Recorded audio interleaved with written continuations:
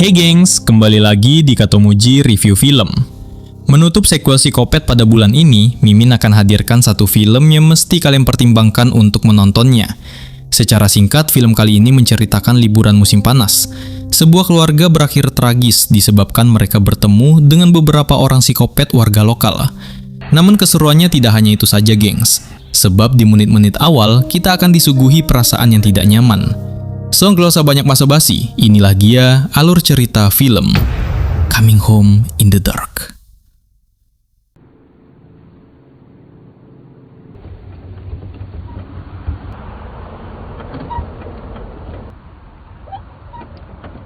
Di sebuah jalan raya pinggir pegunungan, ada satu keluarga bahagia yang sedang berkendara untuk menghabiskan waktu liburan musim panas mereka.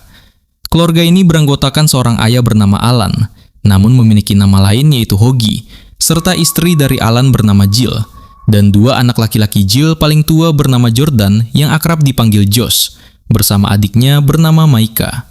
Jordan dan Maika sendiri merupakan anak tiri dari Alan alias Hoagie, karena Jill baru-baru ini menikah kembali dengan Hoagie. Nanti kalian semua akan tahu kenapa Alan memiliki dua nama, namun Jill memanggilnya dengan nama Alan. Di dalam perjalanan mereka ini, Jordan dan Maika selalu terlibat perdebatan, disebabkan selera musik dari Jordan dan Maika yang berbeda. Untuk menghentikan perdebatan itu, Jill mengambil smartphone milik Maika dan meletakkannya di dalam dashboard depan mobilnya. Dalam perjalanan kali ini, mobil yang dikendarai oleh Hoagie melanggar batas kecepatan, yang membuat petugas kepolisian sedang berpatroli menghentikan laju kendaraan keluarga itu. Setelah memberikan peringatan kepada Hoagie, kursi kemudi diambil alih oleh Jill, yang berkendara sedikit lebih santai ketimbang dari Hoagie. Setelah melanjutkan perjalanan, keluarga Hoagie ini berhenti di sebuah pom bensin untuk mengisi bahan bakar kendaraan mereka, sekaligus untuk membeli bekas snack di perjalanan mereka. Hoagie berbincang sebentar dengan kasir pom bensin itu yang bernama Paul. Setelah mengisi bensin dan membeli beberapa snack, keluarga Hoagie pun meninggalkan pom bensin milik Paul dan melanjutkan perjalanan mereka.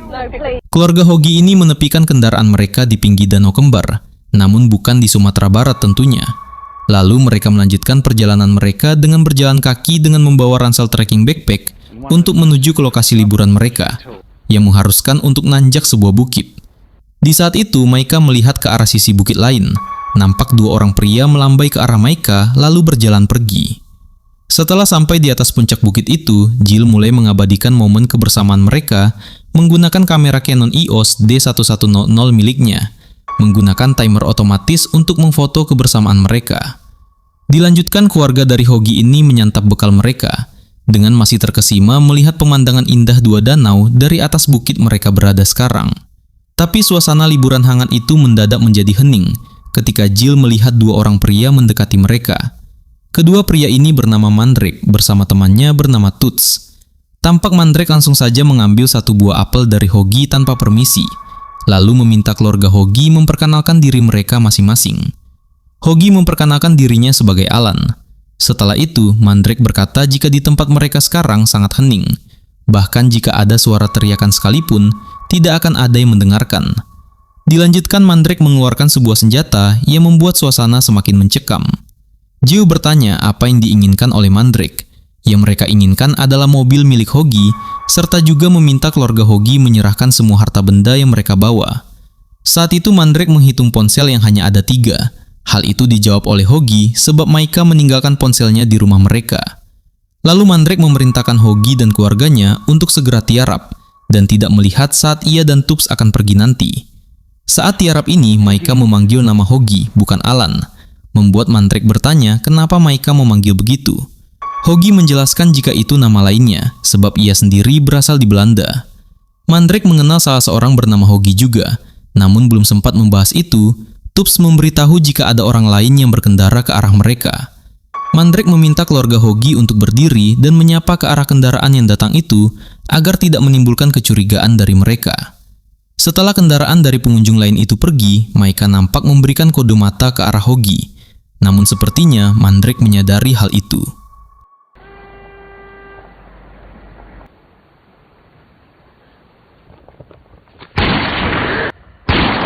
Melihat tindakan Mandrake kepada Jordan dan Maika membuat Jill bereaksi, tapi Jill tidak dapat memberikan perlawanan yang berarti. Sun goes down, we'll make a move. Tell you what, why don't you go take those kids? Don't suppose you got any booze, do you, old son? Mandrake menunggu Tubbs yang sedang memindahkan Jordan dan Maika, sementara Hoggy masih menghujat tindakan dari Mandrake dan Tubbs itu. Sambil memeluk Jill yang belum sadarkan diri, Mandrake menghampiri Hoggy sambil memperlihatkan identitas dari Jill. Kemudian Mandrake memanggil Tubbs untuk mereka segera pergi dari lokasi sekarang.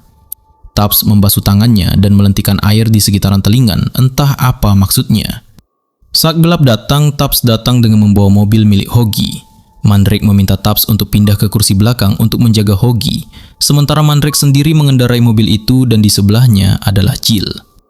Setelah semuanya terikat dengan aman, Hoggy bertanya kepada Mandrake kemana ia akan membawa Hoggy dan Jill. Mandrake menjawab kalau mereka akan membawa Hoggy kembali pulang. Where are you taking us? Home.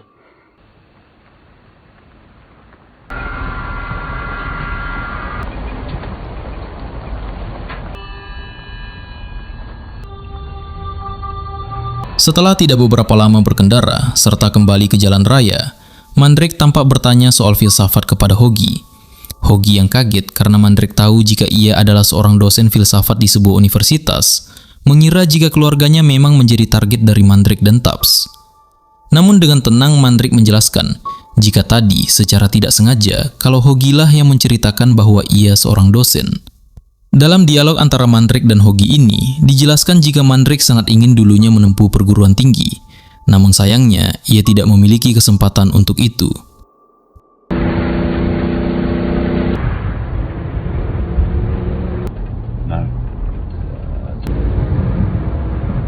Tidak beberapa lama, Jill mulai sadar setelah mendengarkan tebak-tebakan creepy dari Tubbs dan Mandrake. Saat Jill sadar itu, ia langsung histeris mengetahui jika kedua anaknya sudah pindah alam. Di situasi mencekam itu, dari balik celah kursi, Jill mengeluarkan tangannya untuk digapai oleh Hoggy, menandakan jika Jill begitu ketakutan. Perjalanan ini dilanjutkan lagi dengan Mandrake memaksa Hoggy dan Jill untuk bermain tebak-tebakan. Lalu mereka berselisih dengan beberapa kendaraan, serta sebuah mobil camper van yang mereka temui tadi sedang ditilang oleh polisi. Namun baik Jill dan Hoggy tidak punya kesempatan untuk meminta tolong. Setelah melewati rute itu, Tubbs tampak mengeluarkan sebuah kaset musik meminta Mandrake untuk memutarnya. Namun Mandrake menolak hal itu. Sembari juga, Mandrake memberitahukan jika mereka mendapatkan kaset tersebut dari sebuah mobil Mercedes yang kita lihat di awal film tadi. Mandrake juga mulai mengajak Jill untuk berbincang, yang mana Jill sendiri juga bekerja sebagai seorang guru sekolah menengah pertama. Dilanjutkan Mandrake mulai bertanya perihal masa lalu dari Hoggy, yang sebelum tinggal bersama dengan Jill selama 5 tahun. Hoggy menjawab jika ia pernah tinggal di sebuah daerah bernama Scots College. Tapi agaknya Mandrake tahu kalau Scots College bukanlah tempat asal dari Hoggy. Hoggy masih menjawab dengan nama daerah lain. Namun bukan itu jawaban yang diinginkan oleh Mandrake. Membuat Hoggy berhenti menjawab dan menimbulkan kecurigaan dari Mandrake yang terus-terusan menekan Hoggy agar memberitahukannya. Sampai akhirnya Jill juga ingin tahu jawaban dari Hoggy tersebut, memaksa Hoggy untuk menjawab sebuah tempat bernama Hakaway Point. Jawaban dari Hoggy itu sedikit membuat Mandrake bereaksi, dengan seolah-olah Mandrake tahu Hakaway Point merupakan panti asuhan anak laki-laki yang sangat suram.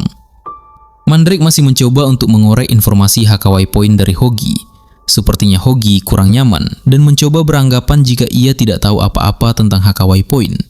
Sebab Hoggy hanyalah seorang petugas pelatihan sosial di sana, ungkap dari Hoggy. Tapi jawaban dari Hoggy ini membuat Mandrake sadar kalau Hoggy tahu lebih banyak tentang tragedi Tragasi yang pernah terjadi di Hakaway Point. Di tengah percakapan perihal Hakaway Point tersebut, Mandrake memberitahukan kepada Hoggy bahwa Tubbs pernah tinggal di Hakaway Point. Jadi dia tahu semua kejadian di Hakaway Point tersebut. Bahkan juga Mandrake menyebutkan beberapa nama yang familiar menurut Hoggy. Tapi Hoggy masih ngeles jika ia di Hakaway Point di tahun 1988. Jauh sebelum masa dari Mandrake dan Tubbs. Menurut Hoggy, pertanyaan demi pertanyaan dari Mandrake ini semakin membuka rahasia masa lalu dari Hoggy yang pernah terlibat dalam skandal panti asuhan tersebut. Walaupun Hoggy mencoba menjelaskan jika ia di sana dulunya, hanya untuk mencoba memperbaiki kondisi anak-anak di Hakaway Point. Percakapan itu juga membuat Jill merasa tidak nyaman, sebab menurut Jill, Mandrake terlalu mendikte masa lalu suaminya itu. Jill juga emosi, seakan-akan Mandrake menuduh Hoagie pernah berbuat keji kepada anak-anak di Hakawai Point. It's the place where what's his face? You know what? Yeah, Hakawai Point was somewhere, so cock, you know? He knocked over that RSA. And Licky was a right asshole too, and he was from there. Ringing the bell for you, Hoagie. Like I said, it was a long time. How'd you get the help that you needed while you were there, Tubbs? Not everyone who went there turned into a fucking psychopath. I think he was one of those thugs that abused kids. Tidak beberapa lama, kendaraan mereka kembali berhenti di sebuah pom bensin milik Paul. Merasa bisa meminta bantuan Hoagie, membuat alasan untuk ke kamar mandi dari pom bensin tersebut. Meski awalnya Mandrake tanpa ragu untuk membiarkan Hoagie menggunakan kamar mandi di pom bensin dari Paul ini, namun akhirnya Mandrake membiarkan hal itu agar tidak menimbulkan hal lain. Di dalam mobil, Jill mengajak untuk Tubbs ngobrol terkait panti asuhan Hakawai Point, sementara Mandrake berbincang sebentar dengan Paul. Dan Hoagie mencari sesuatu yang bisa membantunya di dalam kamar mandi untuk bisa kabur atau meminta bantuan. Sampai akhirnya Hoagie mendapatkan sebuah baut yang Hoagie gunakan untuk menulis pesan di balik kloset kamar mandi tersebut. Sebelum akhirnya, Mandrake meminta Hoagie untuk segera keluar. Saat keluar kamar mandi, Paul yang mengenali Hoagie mulai bertanya apa yang terjadi. Hoagie mengarang sebuah cerita jika ia terjatuh tadinya.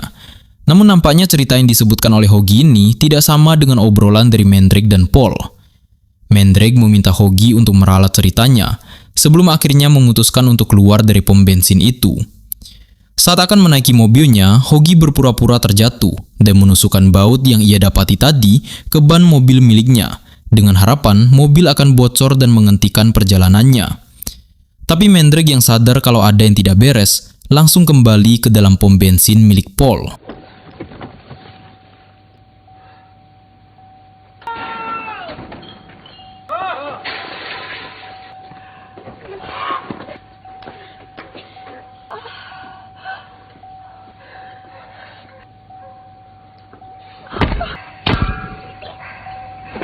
Setelah melihat tindakan yang mengerikan itu, Hoagie memojokkan Tubbs selama Mandrake masih di luar mobil. Hoagie meminta Jill untuk segera kabur. Jill yang kabur dikejar oleh Tubbs serta disusul juga oleh Mandrake.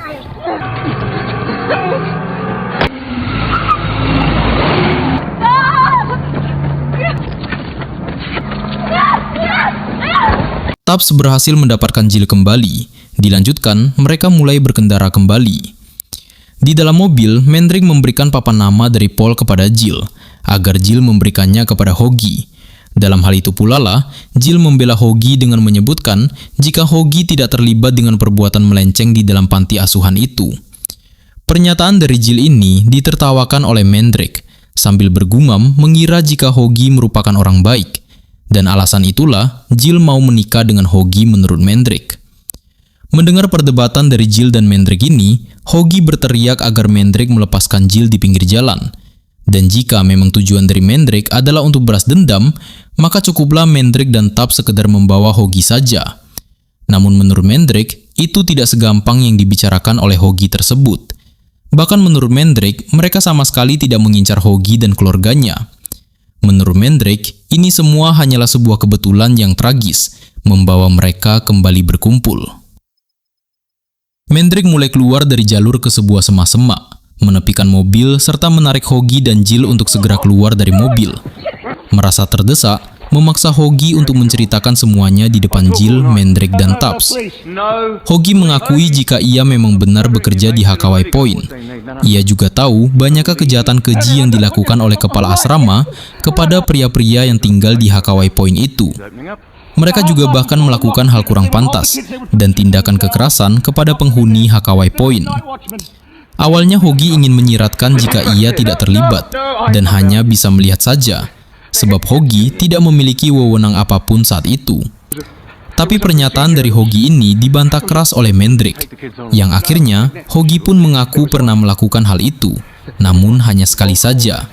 Serta alasannya juga dipaksa untuk menggantikan salah satu kepala asrama yang tidak masuk hari itu. Dalam pernyataan dari Hoagie itu juga menjelaskan jika Mandrake adalah salah satu penghuni yang mengalami kekerasan di Hakawai Point, bersama juga dengan Tubbs. Setelah puas dengan semua cerita dan pengakuan dosa dari Hoagie ini, juga memunculkan beberapa kilas balik masa lalu dari Mandrake dan Tubbs. Disertai juga tatapan dingin dari Jill kepada Hoagie, yang salah mengira Hoagie merupakan orang baik dahulunya. Mereka pun melanjutkan perjalanan di malam itu, dengan posisi yang berbeda, Hoagie di bangku depan, dan Jill di bangku penumpang bersama dengan Tubbs. Jill mulai berhalusinasi melihat Jordan dan Micah di belakang mobil mereka sambil mengejar. Hoagie merasa bersalah kepada Jill, mencoba mengulurkan tangan kepada Jill. Namun Jill tidak sudi untuk menggenggam tangan dari Hoagie itu. Sampai akhirnya, Jill memutuskan untuk membuka pintu mobil yang sedang melaju cepat. Dan... Always knew there was something. I could see it in your eyes. I could see you go back there. Why don't you go fuck yourself?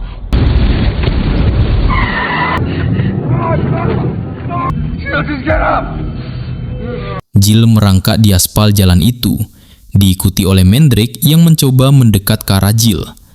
Namun dengan beraninya, Jill memutuskan untuk lompat ke arah sungai tepi jalan itu, membuat Mandrake tidak bisa lagi melakukan apa-apa.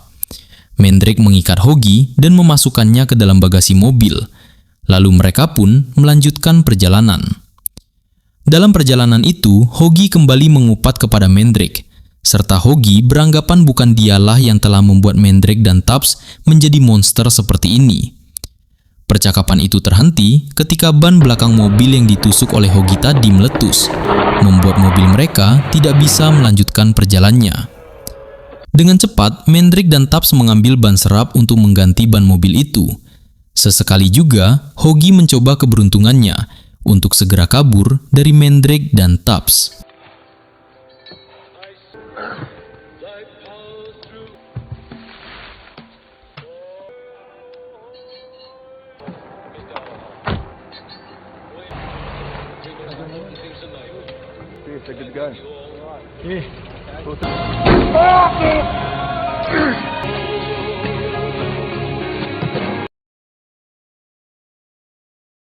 Langkah kaki Hoagie yang kabur membawanya ke sebuah lapangan, yang di sana ada satu mobil yang ngedrift nggak jelas.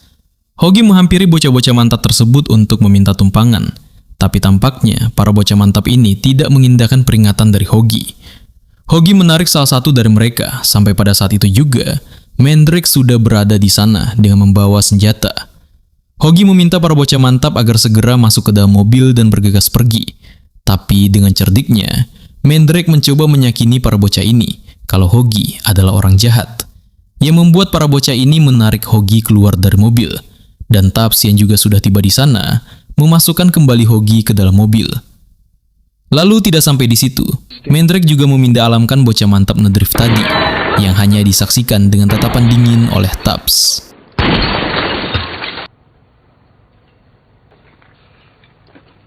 Singkat cerita, perjalanan mereka dilanjutkan sampai menemukan sebuah papan jalan bertuliskan Hakaway Point. Di sanalah Mandrake memaksa Hoagie untuk masuk ke dalam Hakaway Point, dengan maksud agar Hoagie merasakan apa yang dirasakan oleh Mandrake dan Tubbs dulunya. Saat Mandrake membuka pintu Hakaway Point, Hoagie sedikit meminta maaf kepada Tubbs, dan berkata jika Tubbs sebenarnya dulu adalah anak yang baik. Tubbs tidak masuk ke dalam Hakaway Point itu. Saat masuk dan berada di sebuah lokasi di Hakaway Point, Mandrake mulai melakukan balas dendamnya.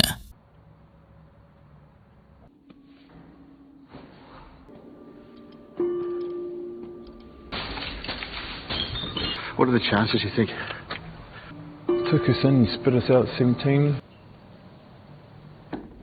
I asked myself why I didn't do something. Should have helped you. It wasn't me, it was some other kid.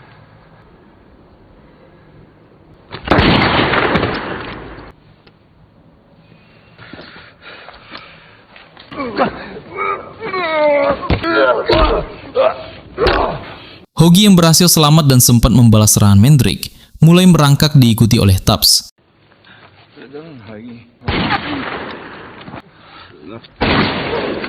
Yang menghampiri Mandrake dan mengambil senjata Mandrake. Tanpa diduga, Tubbs malah membuat Mandrake pindah alam seketika. Di penghujung film, Tubbs menatap ke arah Hoagie sambil berkata jika ia benci dengan tempat ini, meninggalkan Hoagie dan meletakkan senjata di dekat Mandrake.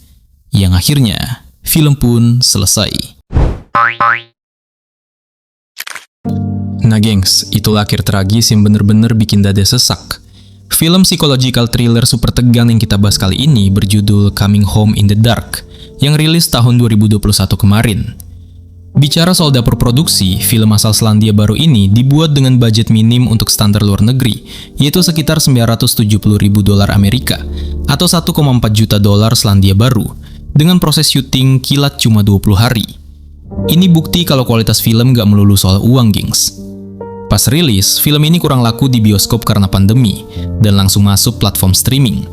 Tapi di festival film internasional kayak Sundance, film ini meledak. Rating kritikus di Rotten Tomatoes tembus 92%. Walau rating penonton umum di IMDb cuma sekitar 6,5/10, film ini tetap must watch dan rekomendasi banget. Angka 6,5 itu muncul karena banyak penonton kasual yang gak kuat sama tensinya yang terlalu gelap dan bikin stres, bukan karena filmnya jelek. Inti film ini sebenarnya simple banget. Karma masa lalu itu nyata dan gak pernah salah alamat. Film ini menunjukkan bagaimana kelalaian di masa muda bisa menghancurkan seluruh masa depan kita. Lalu, apa alasan Tubbs membunuh rekannya sendiri, si Mandrake? Di sini plot point cerdasnya. Tubbs sadar bahwa dendam Mandrake udah jadi kegilaan yang gak masuk akal, sampai tega membunuh anak-anak muda yang gak tahu apa-apa di jalan. Pas sampai di panti asuhan Hakaway Point, Tubbs bilang, "Aku benci tempat ini." Dia memilih gak masuk karena ingin memutus rantai kekerasan. Tubbs mengeksekusi Mandrake bukan untuk menyelamatkan Hoggy, tapi untuk menghentikan monster yang mereka ciptakan. Dan kenapa Hoggy dibiarin hidup? Karena mati tertembak itu terlalu gampang. Hidup sebatang kara sambil dihantui rasa bersalah karena bikin anak tirinya tewas adalah hukuman psikologis yang jauh lebih menyiksa sampai akhir hayat. Sekarang masuk ke edukasi sinematografi, biar pulang dari channel Katomuji dapat ilmu baru. Rasa sesak atau klaustrofobik di film ini sengaja diciptain lewat ruang sempit di dalam kabin mobil pada malam hari. Mungkin kalian nanya, syutingnya beneran di mobil jalan cepat? Tekniknya menggunakan kamera karik atau towing. Jadi mobil karakter dinaikkan dan ditarik oleh kendaraan khusus kamera yang besar. Makanya aktor bisa totalitas acting tanpa pusing menyetir di kegelapan. Pencahayaannya menggunakan natural lighting yang minimalis. Cuma mengandalkan lampu dashboard remang-remang dan lampu depan belakang mobil yang merah pekat. Kamera sengaja ditaruh di atas kap mobil hood mount, menghadap ke jalanan gelap gulita agar penonton merasa buta dan ikut tegang di dalam kegelapan. Sutradara juga jenius menjaga tensi kritis dengan menyembunyikan kekerasan ekstrim off-screen violence. Dibanding pamer darah, gore explosion, kamera justru menahan gambar dan fokus ke ekspresi wajah Jill yang ketakutan setengah mati saat mendengar suara tembakan atau benturan di luar kamera. Efek suara sound design yang tajam bikin imajinasi kita membayangkan hal yang jauh lebih ngeri. Secara psikologis, ada nilai edukasi mahal nih, yaitu konsep sin of omission. Dosa yang terjadi karena kita memilih diam, apatis, dan tidak melakukan apa-apa saat kejahatan terjadi di depan mata. Dulu Hoggy merasa nggak bersalah, karena bukan dia yang menyiksa Mandrake dan Tubbs. Tapi secara psikologi sosial, sikap abai ini memupuk transgenerational trauma atau trauma lintas generasi. Dendam yang dipendam korban puluhan tahun akhirnya meledak menjadi perilaku sosiopat yang destruktif. Film ini mendidik kita kalau pilihan untuk diam pun punya konsekuensi fatal di masa depan. Gimana gengs? Dalam banget kan maknanya? Makanya, kalau lagi liburan terus ada orang asing mencurigakan mendekat, mending buru-buru lempar batu aja dari jauh, daripada berakhir kayak Hoggy. Jangan lupa buat yang baru mampir, klik tombol subscribe, nyalain loncengnya, dan komen di bawah. Menurut kalian, tindakan Tubbs di akhir film tadi udah bener belum? Like dan share video ini ke teman kalian biar nggak dikira sosiopat yang suka diem-diem baik. Segitu aja alur cerita film kali ini. Sampai jumpa di alur cerita film selanjutnya di channel Katomuji. Adios, bye.